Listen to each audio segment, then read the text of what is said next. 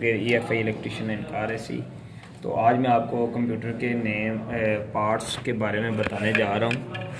Computer کے اندر یہ کسی بھی کمپیوٹر کے اندر جو پارٹس ہیں ان کا اور اس کمپیوٹر میں سیم ایک ہی پارٹس ہوتے ہیں ان میں۔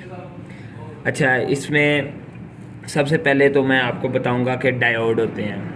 جو ڈائیوڈ ہوتے ہیں یہ بلیک کلر میں اس طرح کے ہوتے ہیں، خواہ یہ چھوٹے ہو یا بڑے ہو۔ کمپیوٹر کے اندر جو پارٹس لگے ہیں ان کے نام بتاؤں گا آج میں۔ تو سب سے پہلے یہ پارٹس جو ہیں یہ ڈائیوڈ لگے ہیں، آپ چیک کریں گے یہ چھوٹے ڈائیوڈ لگے ہیں۔ اس کے ساتھ کے ادھر یہ لگے ہیں، یہ بھی اس طرح کے کوئی بھی ہوں گے، یہ ڈائیوڈ ہوں گے۔ ڈائیوڈ کا کام کیا ہوتا ہے؟ ایک طرف کی کرنٹ دوسری طرف سے آ جائے پر واپس نہ جائے۔ تو ڈائیوڈ کو چیک کرنے کے لیے ہم کریں گے میٹر کو بیپ پہ، اور بیپ کا کر کے یلو کا بٹن دبائیں گے، ایرو کا نشان آ جائے گا۔ تو ڈائیوڈ کو ایک سائڈ سے ریڈنگ دینی چاہیے اور دوسری سائڈ سے نہیں دینی چاہیے۔ اگر اس طرح ایک سائڈ سے ریڈنگ دے اور دوسری سائڈ سے نہ دے تو ڈائیوڈ ٹھیک ہوگا۔ ڈائیوڈ ایک سائڈ سے ریڈنگ دے اور دوسری سائڈ سے نہ دے تو اس طرح ڈائیوڈ ٹھیک ہوگا۔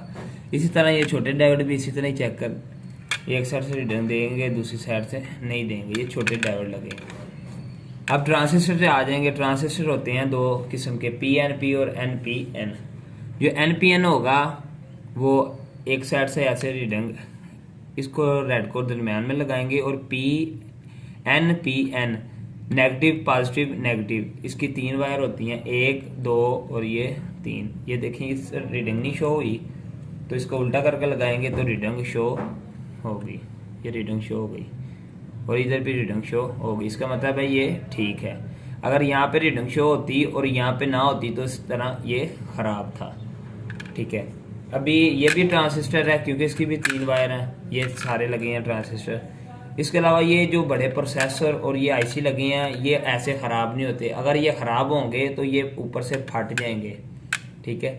اگر پھر بھی نہیں پھٹے تو پھر بھی اس کو گرپ لگا کے ایسے اس کے اوپر تھم رکھیں گے انگوٹھا تو یہ ہیٹ ہوگا، اس کا مطلب ہوگا کہ یہ خراب ہو رہا ہے۔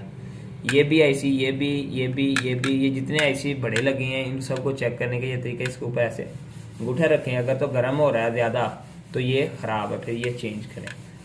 اچھا، اس کے بعد ڈائیوڈ ریزسٹنس کو چیک کیسے کرتے ہیں؟ ریزسٹنس 103 کی ہے، یہ 200 سے لے کر یہاں تک 20 ملین تک، یہ ریزسٹنس چیک کرنے کا طریقہ۔ اس جگہ پہ ایسے رکھ کے ہم چیک کریں گے، یہاں پہ ریڈنگ نہیں نہ دی اس نے، پھر اس کو ایک سٹیپ اوپر کریں گے۔ اگر یہ سارے سٹیپ میں ریڈنگ نہیں دے گا تو ریزسٹنس خراب ہوگی، اگر ایک سٹیپ میں بھی ریڈنگ دے دے تو ریزسٹنس ٹھیک ہوگی۔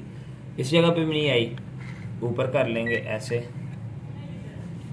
اس جگہ پہ آ گئی، اس کا مطلب ہے کہ یہ ریزسٹنس ٹھیک ہے، اور اس کی ویلیو ہے 9.76 K، مطلب 9700 تقریباً کے اوہم کی ریزسٹنس ہے یہ۔ اچھا، یہ ریزسٹنس چیک کرنے کا طریقہ، یہ ڈائیوڈ چیک کرنے کا، ڈائیوڈ کا بھی پتہ چل گیا، ریزسٹنس کا بھی پتہ چل گیا، اور کیپیسٹر زیادہ تر خراب ہوتے ہی نہیں ہیں، ٹھیک ہے۔ یہ براؤن رنگ کا یہ بھی کیپیسٹر ہے، یہ بھی کیپیسٹر ہے، یہ بھی کیپیسٹر ہے، اور یہ بھی کیپیسٹر ہے، ٹھیک ہے۔ اس کے علاوہ یہ بھی بلیک کلر میں، یہ جو بلیک کلر میں وائٹ اس کے اوپر لکھائی ہوئی ہے، رائٹنگ ہوئی ہے، یہ بھی کیپیسٹر ہے۔ اس کا کیپیسٹر کا اور ڈائیوڈ کی شکل سیم ہے، بہرحال یہ مختلف کیسے محسوس ہوں گے کہ یہ بلیک کلر میں نظر آئے گا آپ کو اور یہ وائٹ کلر میں اس کی پرنٹنگ نظر آئے گی۔ تو یہ تھا بورڈ کو چیک کے پارٹس کا نام اور ان کو چیک کرنے کا طریقہ۔